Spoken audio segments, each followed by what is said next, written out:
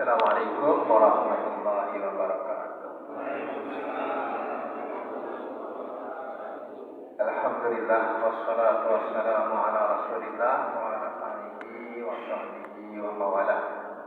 Yang saya hormati Dewan Penasehat, yang saya hormati Ketua DKM dan jajaran para ustaz, Adam, Ustaz Suci dan semuanya. Bapak Ibu yang dirahmati Allah Subhanahu wa taala. Alhamdulillah hari ini sejuk ya. Sejuk. Kayak Bekasi tahun berapa ya? Dulu Bekasi pernah sejuk juga kayak gini dulu. Dingin. Alhamdulillah mengaji kita ini kalau istilah bahasa Arab ini jalasan. Duduk-duduk. Ngaji ada yang serius, ada yang bawa kitab. Nyata, kalau kita ini sifatnya jalasan, duduk santai, menyampaikan keluhan-keluhan, itu sifatnya jalasan.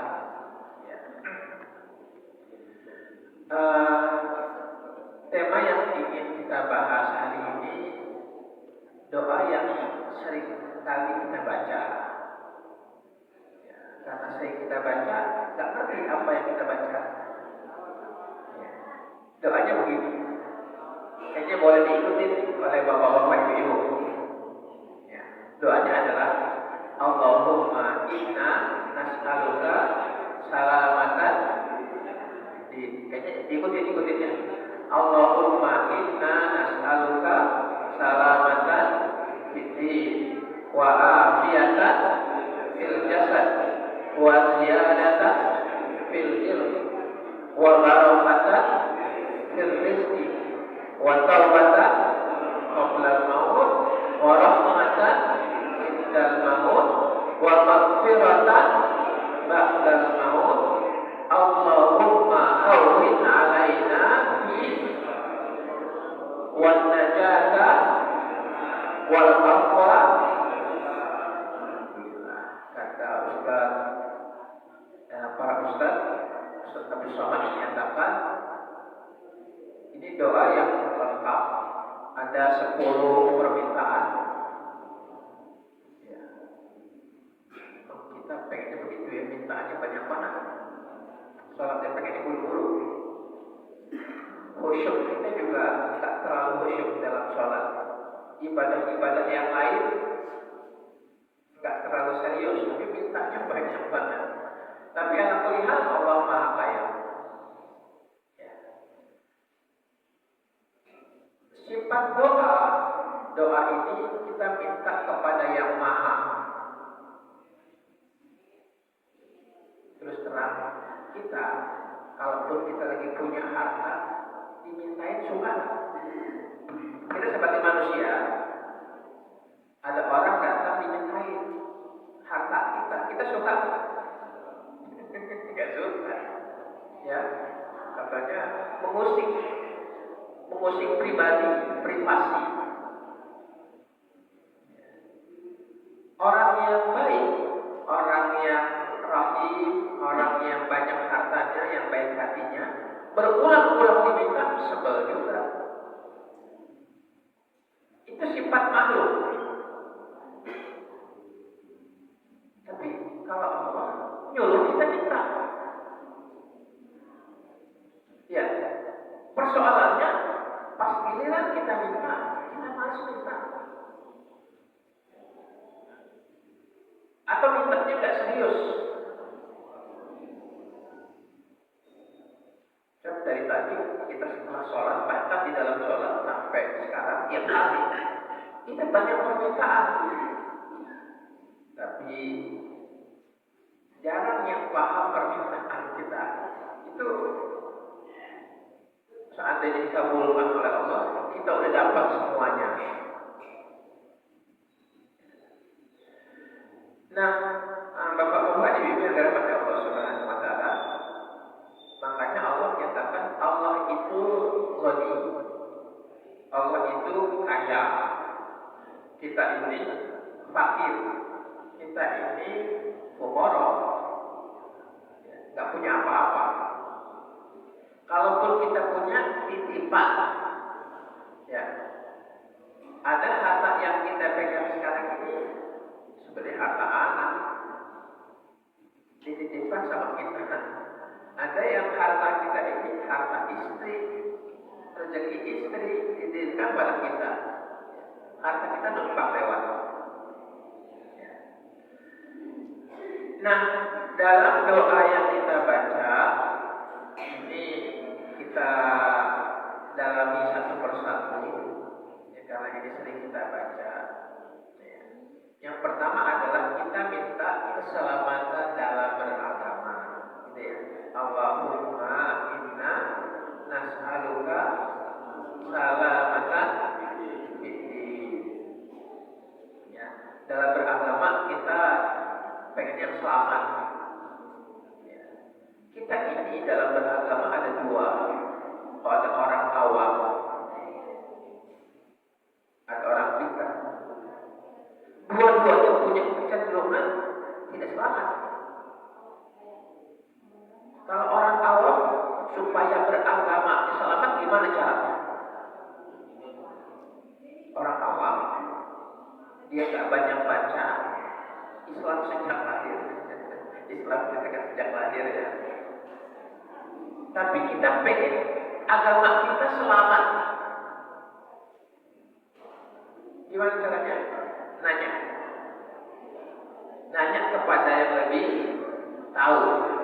Fas'alu ahlan dzikri, bertanyalah kepada yang tahu. Ya. Apa saja yang bisa ditanyakan? Tanyakan. Jadi kalau orang awam tanya. Kewajiban orang awam adalah nanya. Nah, kalau orang awam ditanya, bagaimana hukum ini?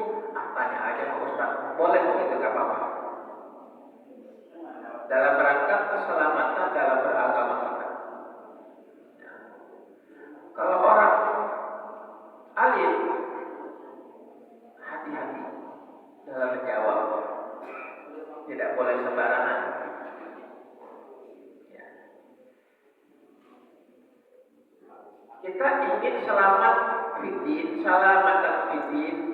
selamat dalam akidah kita. Akidah kita menyatakan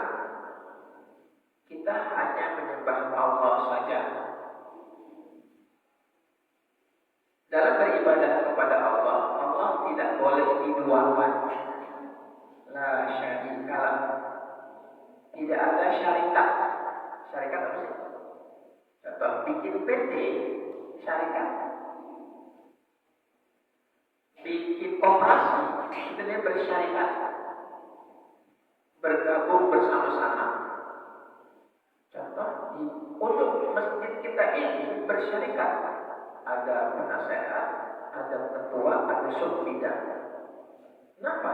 Karena kalau sendiri nggak kuat. Allah bersyarikat ya Allah. Dalam mengurus alam semesta Allah bersyarikat kan? Tidak. La syarika. Gitu kan? Kita suka menyebut ya. Dalam talbiyah kita labbaik Allahumma labbaik. Ya. Apa dalam takbir kita ada ucapan la syarika. Tidak ada syarikat untukmu.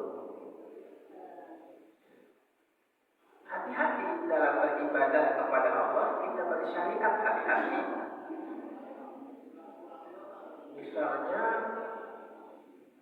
kalau zaman dulu, ya, waktu remaja tuh, ya zaman pergaulan, katanya kalau mau aman dalam perjalanan harus siap isim juga ada isimnya. Jimat ada jimat. Isim itu misalnya ada lagi kalung. Sebenarnya kalung itu boleh biasa, tapi kalau ada tambah keyakinan dengan ada di kalung ini, aman di jalan. Nah, bakal ditiup lagi. Wah, hati-hati. Nah, akidah kita namanya bersyarikat, menduakan. Allah tidak suka diduakan. Jadi yang terpenting dalam beragama adalah ingat akidah kita harus dijaga.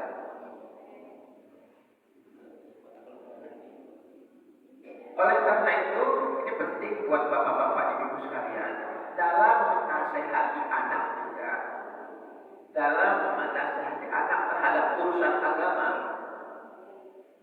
Kalau diperkuat sisi ibadahnya, sisi pengenalan kepada Allah. Contoh misalnya begini, sholat kamu. Ya. Kita nasihatkan anak, sholatlah. Ya. Tapi kadang-kadang kita suka memasukkan ego kita. Bapak ini malu kalau kamu nggak sholat. Hati-hati. Emangnya dia sholat karena kita malu? Jangan sholat. Tapi kaitkan semua perilaku dunia kita dengan Allah. Ya. Hati-hati ketika kita mengucap sedekah yang malu-malu itu nggak sedekah. Nah, hati-hati. Kok sedekah dikaitkan dengan rasa malu? Tapi mestinya dengan ibadah kepada hati kita ini. Hati kita ini jangan ada yang lain kecuali Allah. Ini penting. Bahkan harta itu jangan masuk ke dalam hati. Berat ya? Harta jangan masuk ke dalam hati. Seandainya ada konflik harta, jangan konflik hati, tapi konflik bagi-bagian aja yang bisa diselesaikan. Kan biasa ya, konflik harta, entah itu waris dan sebagainya gitu kan. Tapi ini maksudnya jangan dalam hati ini masalah hitungan saja. Kalau hitungan saja sudah selesai. Kadang-kadang ya orang Indonesia, orang Melayu, kalau konflik masuk ke dalam hati. Apa ciri khas konflik yang masuk ke dalam hati? Wajah kita berubah. Air wajah kita berubah.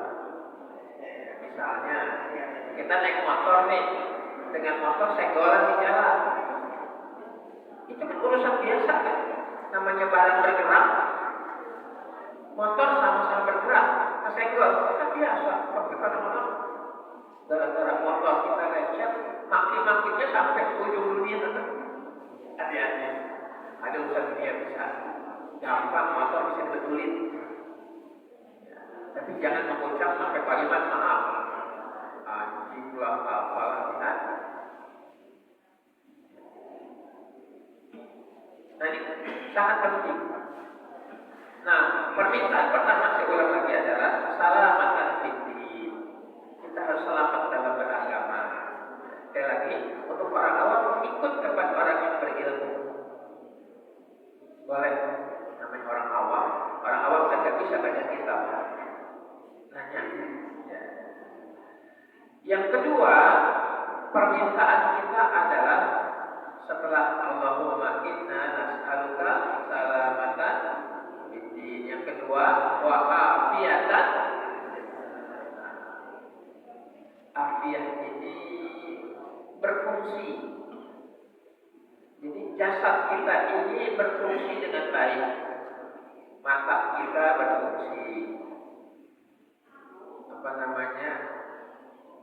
Hati lebar kita berfungsi. Lambung kita berfungsi. Kaki kita berfungsi. Sehat semuanya. Sudah diterjemahkan sehat. Jasad kita sehat. Setiap upaya kita untuk menjaga kesehatan badan itu ibadah. Bapak biasanya di sini sudah pada jalan-jalan keliling Cangwareng. Itu ibadah. Setiap langkah itu ibadah. Setiap upaya yang sengaja merusak diri kita itu dosa. Contoh, apa sih kegiatan yang merusak badan kita? Maaf, minum khamar, minum minuman keras, itu merusak. Apalagi kira. Ternyata menurut ahli jantung, terlalu lama duduk itu bisa menyebabkan sakit jantung. Berapa lama kira-kira orang itu berpeluang cenderung kena sakit jantung? Ada dokter kalau di sini. Kalau zaman handphone, main handphone 8 jam diam, tidak bergerak, itu berpeluang kena sakit jantung. Bagaimana caranya? Kegiatan hidup kita supaya fisik kita ini berfungsi baik harus bervariasi. Kadang-kadang duduk, kadang-kadang berjalan, kadang-kadang berlari kecil. Jadi ingat, upaya kita menjaga kesehatan fisik ibadah. Minuman yang paling sehat tentu saja zaman sekarang ya, air putih ya. Di usia tertentu udah gak boleh lagi minum gula, air gula. Katanya musuh yang nomor 1, nomor 2 adalah gula, kata para ahli. Gula ini katanya kalau termakan masuknya glukoma. Jadi kemana aja gula. Nah persoalannya kalau di Eropa gula itu sebenarnya produk buangan, produk sampingan. Dia bikin bahan bakar, efek sampingnya jadi gula. Cuman oleh negeri kita dibeli ya, gula pasir dibeli mahal. Di sana buangan. Jadi kurangin gula.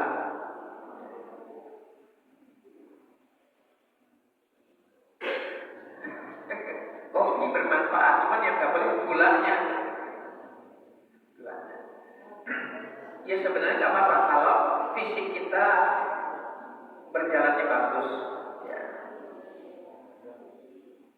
Nah kembali kita sehat. Bagus juga nih kalau misalnya disepakati jamaah masjid Al-Falah jalan kaki seminggu 3 kali, muter rame-rame. Tiap hari boleh ya. Supaya apa? Silaturahim kita jalan, badan kita sehat. Ada keringat yang keluar. Jadi kalau badan gak enak, jangan apa-apa minum obat. Gak enak nih, sana beli obat sumur apa? Beli apa?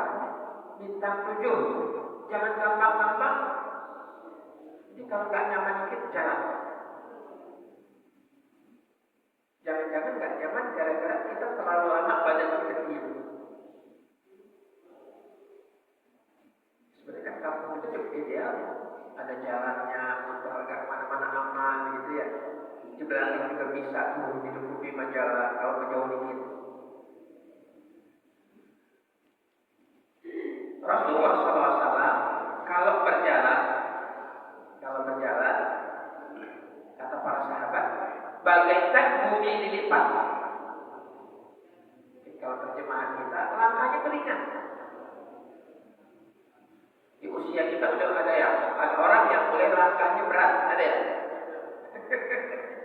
Kelihatan ya pas lagi sholat, mau bangun kelihatan ada miring-miring badannya. Dia mengukur usianya.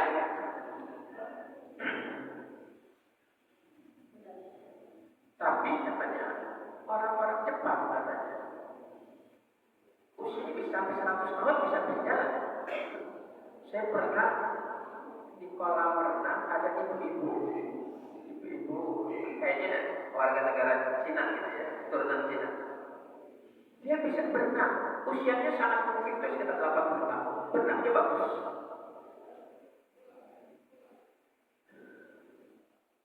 Kalau kita gimana ya? Kita jalan aja usaha ya. Jadi menjaga badan kita supaya sehat sama sebagaimana kita menjaga motor kita.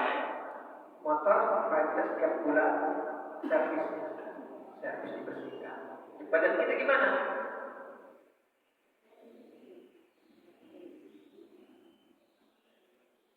Itu afiatan fil jasad, supaya jasad kita ini afiat. Ya. Ruku kita lurus. Ya, kan ada yang rukunya udah nggak lurus kan? Ya. Rasulullah para sahabat di kalangan tabi'in dikenal yang namanya ulama rata-rata badannya itu bagus.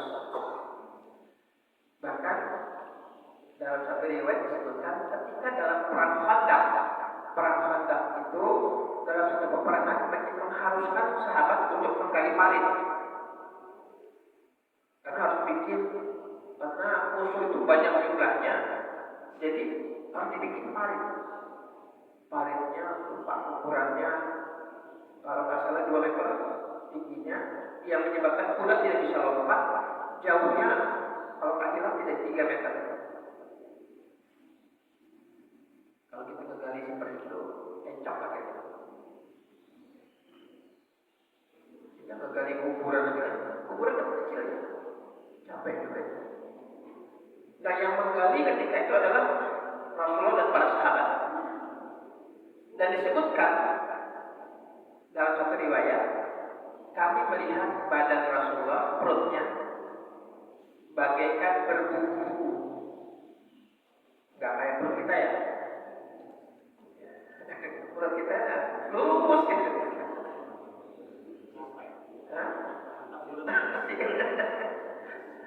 Kalau istilah keren sekarang, six pack namanya. Ada 6 apa tuh? 6 kotak. Jadi Rasul seperti itu badannya. Mungkin kayak kalau kita ngelihat seperti SMA, Habib ya, dan pemain SMA bagus-bagus semua. Karena badannya otot semua. Kalau kita badannya lemak semua. Apa sih lemak itu? Makanan yang tak terserap. Ini bawa-bawa. Ya kan? Makanan tak terserap di dalam tubuh dibawa-bawa. Jangan dibawa ke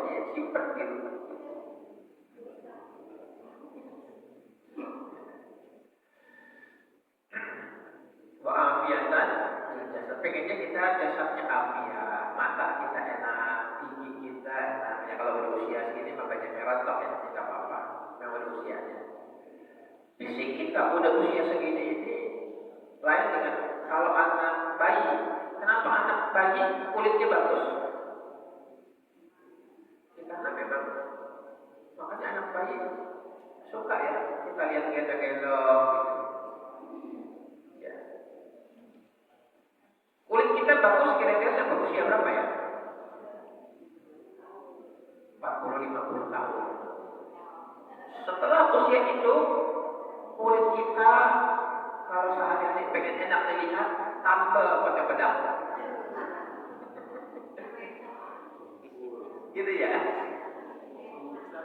Jadi artinya udah ngaca berlama-lama kok ini amat nih muka.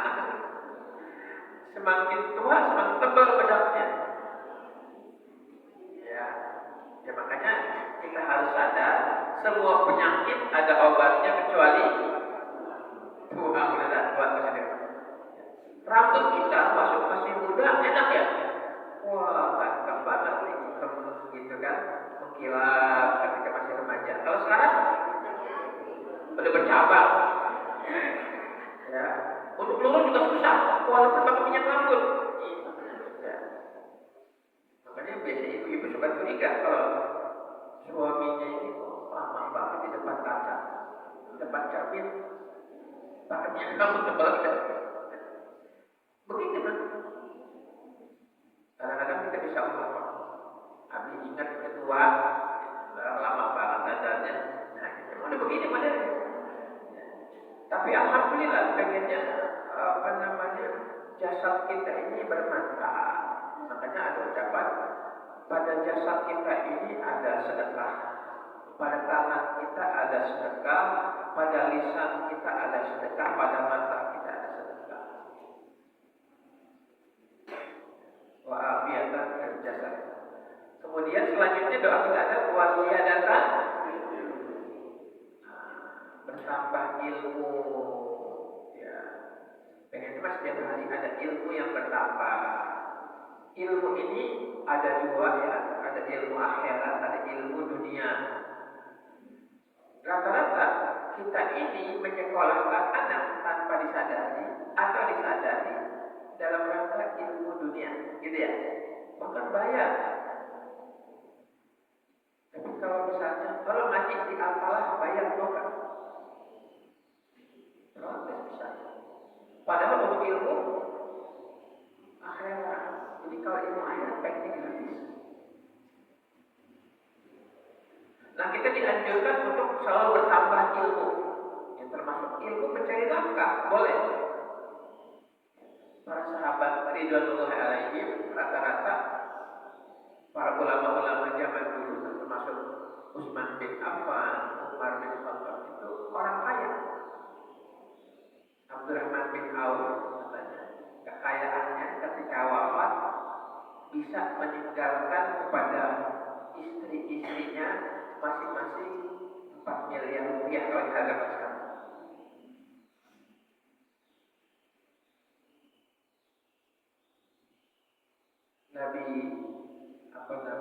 Nabi Ibrahim alaihissalam ya, ketika ingin membuka kota Mekah ya, hampir setiap hari tamunya sekitar ratusan dan dia memotong sapi. Kira-kira berapa duit untuk setiap hari potong sapi? Kalau kita kan ngumpulin duit dulu ya sampai Idul Kurban baru sapi. Mas-mas satu ngumpulin duitnya. Nah, kembali dia datang bil ilmu kita nambah. Ilmu apa sih? Banyak hal ini dengan duduk-duduk kayak gini banyak ilmu yang kita dapatkan. Ilmu komunikasi dengan suami, ilmu kan? Ilmu bagaimana komunikasi dengan anak. Ya, kalau anak zaman dulu dicentil nangis. Kalau anak zaman sekarang, ya mungkin caranya kita yang harus tepat ya, cari. Ya, nah dia datang ke ilmu. Ya, pengennya ilmu kita bertambah. Kemudian selanjutnya apa dong kita? Wa barakatan ya. Wa barakatan fil rizki. Pengennya rezeki kita berkah. Syukur-syukur udah berkah banyak. Ya. Tapi ada orang yang duit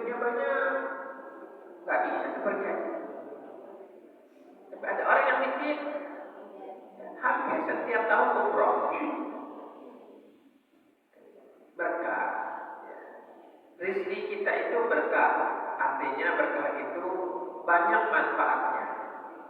Ya. Kemudian watawatan, wabarakatan rezeki watawatan. Sebelum mati sebaiknya Allah sempatkan kita tobat.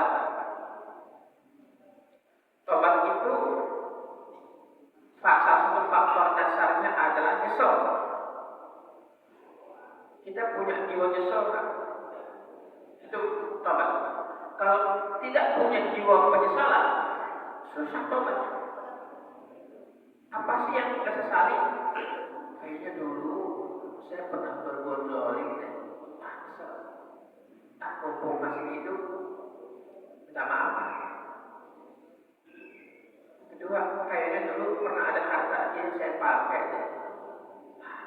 Tadi pulangin nih. Jangan-jangan dia butuh. Cepat pulangin sebelum kita menikah.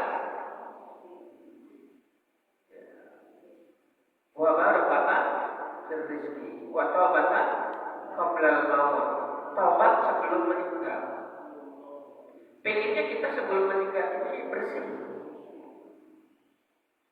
Buku catatan kita bersih. Untuk kebersihan taubat kita ada beberapa cara. Ada sebagian orang yang dia bersih urusan hartanya, tapi tinggal masalah mentalnya Allah coba. Maaf, dikasih penyakit. Penyakit yang diderita itu mengurangi dosa.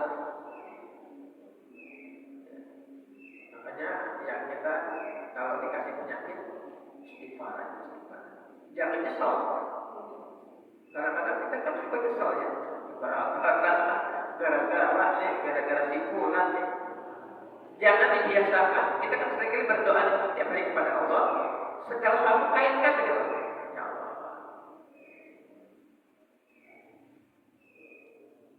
Kadang-kadang kita kalau ibu-ibu nih ya, suami pulang pasti agak berduit, marah-marah di sampai hari kiamat.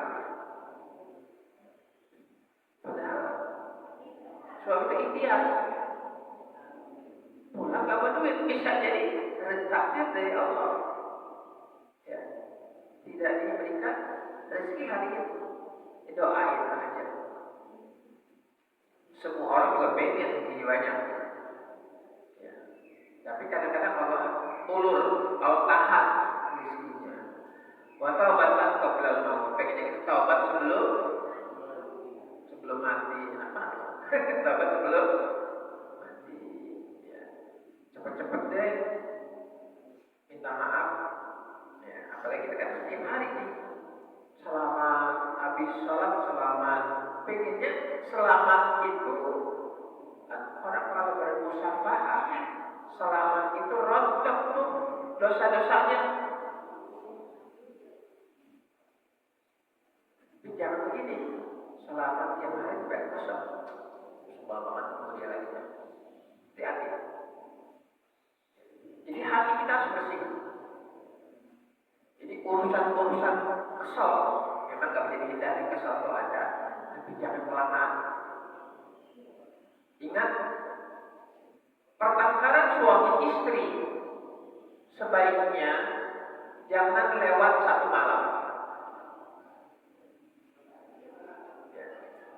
Kadang-kadang kalau terlalu berlama-lama, maaf, jadi perceraian. Pertengkaran antar kaum muslimin maksimal berapa lama? 3 hari. Ya, janganlah kalian melengos dari wajah saudaramu di atas 3 hari. Kenapa sih pakai dibatasi? Ya bukan dibatasi, ya kelamaan. Orang semakin lama semakin susah damai. Gengsi kuat. Dia dulu dong yang minta maaf, enak aja. Kalau makin lama makin kesel, makin keras hati kita. Yang terbaik antara 2 orang yang sedang berselisih, yang pertama kali minta maaf. Walaupun kita benar, adalah urusan itu aja, nggak apa-apa. Kadang-kadang kesel ya. Dia dong yang mulai, enak aja. Emang gua apa? Anak gitu. Tapi yang terbaik adalah nggak apa-apa. Urusan dunia aja.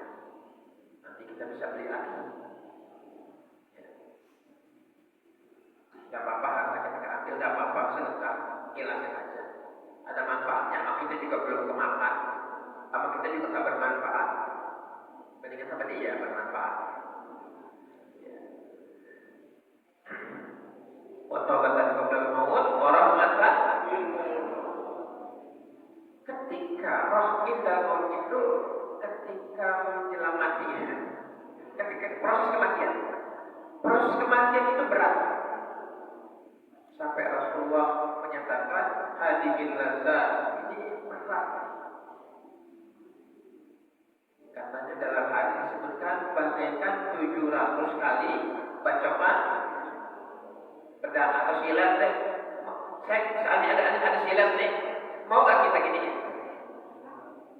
Berarti gak kita toreh kulit kita? Ada silat. Nah, perumpamaannya sakaratul maut itu sakitnya 700 kali. Yang sekali aja ketika berani, apalagi 700 kali. Nah, dalam kondisi orang mati, dalam kondisi meninggal itu, proses meninggal, yang diharapkan adalah kasih sayang dan oleh Allah. Maka mudah-mudahan yang didatangkan adalah malaikat yang wajahnya ganteng. Sebab malaikat bisa, ada yang namanya malaikat Zabaniyah, ada malaikat yang bisa tampil dengan wajah yang tidak ada rasa kasih sayang. Jadi ada ibadah malaikat dia tidak boleh menampakkan kasih sayang. Jangan malaikat. Ada orang yang boleh berseru, petinju itu, kita takut. Nah, dalam kondisi menjelang meninggal, orang tergeletak itu berkata ya, tergeletak tanpa daya. Ya. Diharapkan yang datang adalah malaikat yang penuh senyum. Lihatnya aja udah lupa. Diajak pergi kita ikut. Pengen begitu ya.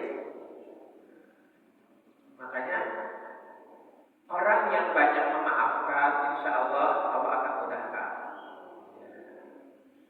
Gak apa-apa harta kita keambil, nanti juga di akhirat dapat tabungan kan. Jangan semuanya yang buat kita dihabisi di dunia, jangan berikan kepada lain. Rahmatan indal maut wa maghfiratan, maghfirah ampunan setelah. Ya makanya ucapannya Allahumma maghfir lahu, ya Allah ampuni dia. Ya. Wa'fu anhu, hapus dosa-dosanya. Nah ini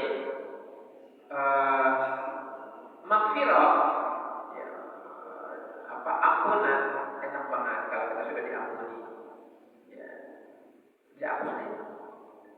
Misalnya begini, kan zaman sekarang banyak debt collector nih. Ketika datang debt collector, tiba-tiba datang dari kantor, jadi ampuni aja tuh utangnya, enak kan? Nah, itu baru di dunia tuh. Baru urusan dunia, misalnya si pulang utangnya 5 juta. Ditagih, deg-degan kan ya? Deg-degan kita. Baru lihat datangnya aja udah bingung kita. Ya. Tiba-tiba kantornya bilang, udah ampuni aja utangnya. Kita pengen begitu gak? Nah, itu baru urusan bukan dunia. Bagaimana kalau di akhirat nanti? Utang kita banyak nih, dosa kita banyak. Udah ampuni aja, enak kan? Nah, begitu ya. Makanya kalau kita mengampuni kesalahan orang lain, mudah-mudahan dosa-dosa kita diampuni. Wa maghfiratan ba'dal maut. Allahumma hawin ya Allah, lembutkan, mudahkan dalam proses sakaratil. Sakarat itu berat ya. Mata kita sedang di saat sakaratul maut kasyaf terbuka, alam terbuka. Kita bisa melihat di kanan ada malaikat, lihat di kiri ada qarin.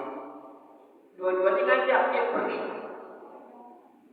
Kira-kira yang satu yuk, yang kanan yang malaikat mengajak yuk kita pergi tobat. Yang kiri yuk kita karaoke lagi, mumpung kamu masih hidup dikit lagi. Jangan sia-siakan mumpung masih muda. Kira-kira gitu Bisa bimbang kan?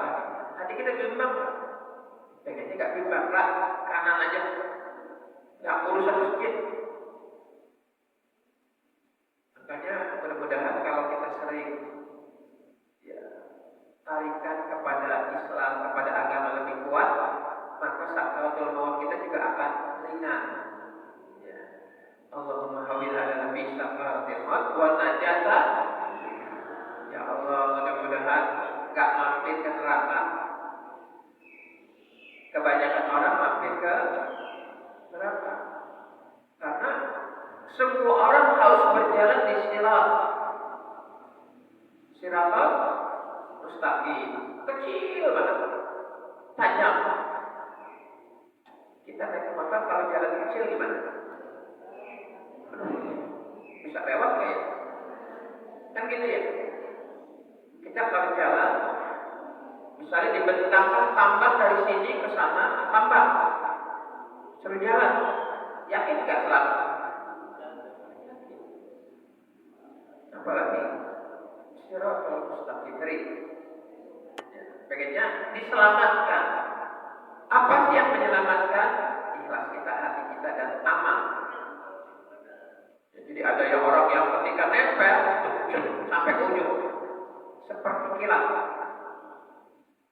Kita kayak apa ya kira-kira? Ada yang terseok-seok, susah banget bawa kaki. Ada yang jatuh, kebanyakan jatuh. Pengennya kita selamat. Wan najata minan nar wa dan takwa ketika dihitung, ketika dikalkulasi oleh malaikat di sini loh. Ya ampun bicara. Banyak dosa loh. Bahasa sekarang bro, itu banyak dosa loh. Gitu. Nih lihat, tanggal sekian, tutup gitu. Karena ketika itu tidak ada pengacara. Kan kita kalau di pengacara pakai pengacara ya. Kalau bantuin ngomong dong, saya nggak bisa ngomong. Pengacara yang ngomong. Di ayat ada pengacara? Nggak ada. Mulut kita diam. Tangan bisa bicara. Kaki bisa bersaksi. Maka oleh karena itu, jadikan tangan kita dan saksi dan kaki kita saksi atas ibadah kita. Diupayakan kalau jalan ke mana-mana, keluar kota, sempatkan sholat di situ. Masjid lain, pindah-pindah masjid. Supaya masjid itu jadi saksi bahwa kita pernah sholat di situ. Wal-afwa inda hisab, kita menjadi orang-orang yang afu, diampuni ketika dihisab. Hisab memang menakutkan kan? Apa? Dipanggil jaksa aja betul-betul. Dapat surat ke meja jam sekian, tolong datang ke Pak Dokter. Tetap sakit. Banyak orang yang sakit gara-gara surat. Padahal yang manggil manusia, jaksa. KPK yang manggil. Nah nanti di akhir yang manggil siapa? Dibuka lembaran-lembaran amal kita. Nah, ketika zaman itu, zaman sekarang orang paling takut aibnya dibongkar. Maka handphone ya, awas loh gua viralkan loh. Nah di akhirat nanti ada di viralkan. Kita lagi ditanya, yang menyaksikan itu pilihan orang. Bisa jadi begini. Ngakunya aja Ustaz, ternyata dulu di dunia. Oh, malu banget itu. Nah pengennya gimana? Ketika dipanggil, ya, tentang sekian dosa. Kan ya, ikut siap, maaf, yaudah, hapuskan. Nah, jangan, kalau tidak ingin kita ini disebutkan cacatnya dosanya. Pengen begitu kan? Nah, kita yakin banyak dosa yang kita lakukan, baik sengaja maupun yang enggak sengaja, maupun yang direncanakan gara-gara malas kita. Nah, mudah-mudahan 10 doa ini kita baca dengan lebih kita hayati. Mudah-mudahan kita termasuk orang-orang yang dilindungi oleh Allah Subhanahu wa taala. Demikian, billahi taufiq wal hidayah. Assalamualaikum warahmatullahi wabarakatuh. Waalaikumsalam.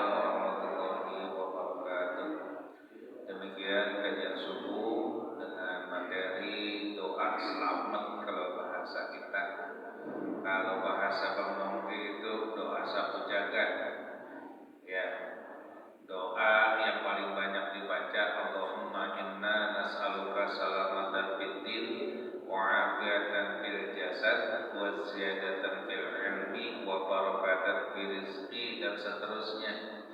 Ini juga sebenarnya kalau DKM pakai prinsip doa ini kalau bisa dicapai berarti makmur. Contoh yang pertama, Allahumma inna nas'aluka salamatan fid din. Duhai Allah, kami mohon kepadamu selamat dalam agama. Dia selamat dalam agama, programnya apaan? Kan begitu. Wa afiatan fil jasad, afiat jasadnya sehat. Biar jamaahnya, pengurusnya sehat, programnya apa? Kan gitu kudunya. Ini kalau dipakai sampai akhir, dibikin program sesuai doa tadi, ini luar biasa. Cuman kadang kita belum mampu. Ya, wasiyadatan fil ilmi, pengen nambah ilmu. Ini mah insyaallah taklim pengajian enggak ada. Ya, wa barakatan fil rizqi, untuk berkah rezeki, bagaimana ekonomi biar berdaya, ini kita belum mampu nih. Ya, nanti berusaha sama-sama. Kalau diikutin semuanya dan dijadikan program dan dilaksanakan, itu bisa memakmurkan dan dimakmurkan masjid sebetulnya. Cuman kita kadang doanya dipakai baca mulu. Nah, inti daripada doanya itu kadang belum paham seperti itu. Demikian, mungkin ada yang ditanyakan dari yang disampaikan oleh Ustaz Nur. Dipersilakan kepada bapak-bapak atau ibu-ibunya sebelum ditutup dengan doa. Silakan Pak Haji Rahmat. Silakan. Bismillahirrahmanirrahim. Assalamualaikum warahmatullahi wabarakatuh. Kamu bertanya tentang sholat, Pak Kiai. Kadang-kadang saya sholat lambat di waktu, sedangkan waktu sudah berjalan, misalkan sholat zuhur atau sholat Jumat. Saya telat waktu sholat Jumat, ternyata saya dapat safnya paling belakang, paling terakhir banget, jauh banget dari imam. Bahkan bisa sampai 200 meter atau 300 meter dari imam. Terus saya tidak melihat imam, cuma bisa mendengar apakah sholat saya ini sah atau tidak. Terima kasih Pak Kiai. Assalamualaikum warahmatullahi wabarakatuh. Waalaikumsalam warahmatullahi wabarakatuh. Ini sholat berjamaah terpisah nggak nyambung safnya gitu. Itu nggak nyambung safnya, ditanya dulu. Ya, itu karena ya misalnya sholat kemudian dia safnya ini terhalang sama yang lain. Misalnya itu ibu di belakangan karena sholat id datang belakangan misalnya, atau ya datangnya belakangan baru ada rumah nyambung di rumah. Nah itu bagaimana, sah apa enggak itu? Atau sholat ini masih di rumah jauh, ikutin tapi ikutin sholat. Ya banyak yang imam. Terus juga kalau zaman dulu itu kan suka ada radio Asafiyah, sholatnya on air, bacaannya kedengeran. Bagaimana sholat on radio mau bunyi, kita ikutin tuh suara imamnya di radio. Boleh apa kagak ya sekalian dan Ustaz silakan. Ya. Dianjurkan dalam sholat berjamaah itu sholatnya nyambung, tidak terputus, ya. Kecuali terputus karena kondisi alam, ada lubang bel, susah, susut, ya boleh. Tapi dianjurkan kalau kelihatan nyambung dan terlihat. Ya. Jarak berapa? Saya lihat lagi dalilnya, jarak berapa yang dikategorikan nyambung. Ada yang katakan kedengeran. Ya. Imam kedengeran. Kalau imam nggak kedengeran, tapi soft kita kelihatan yang terdepannya kelihatan nyambung.